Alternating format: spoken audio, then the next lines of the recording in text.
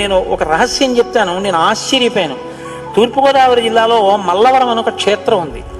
అక్కడ సుబ్రహ్మణ్యుడు, ప్రత్యక్ష సుబ్రహ్మణ్యుడు, ఇంతలా పాము కోనేటిలో స్నానం చేసి శివలింగాన్ని చుట్టుకుని ఉంటుంది. అది పిల్లలు పుట్టని వాళ్ళు వెళ్ళి నమస్కారం చేస్తే పిల్లలు పుట్టారు. డాక్టర్లు పిల్లలు పుట్టారని సర్టిఫై చేసిన వాళ్ళకి పుట్టారు.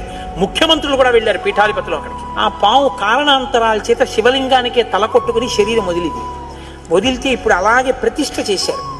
అక్కడ నేను ఆశ్చర్యపోయింది ఏంటంటే, నాకు ఆ దేవస్థానం ధర్మకర్త ఒక ఆయన వచ్చి ఒకసారి ఓ మాట చెప్పారు. బిడ్డలు పుట్టరు అని డాక్టర్లు చెప్పేసినటువంటి వాళ్ళు సుబ్రహ్మణ్య షష్ఠి నాడు ఈ దేవాలయం వెనకాల పడుకుంటారు, వచ్చి బోర్లా పడుకుంటారు ఆడవాళ్ళు.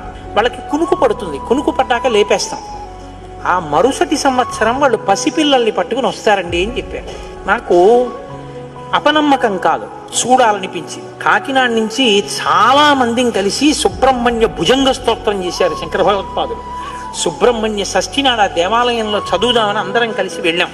ఆ రోజు వాళ్ళు నా ప్రసంగం కూడా అక్కడ ఏర్పాటు చేశారు. మీరు నమ్మరు, నేను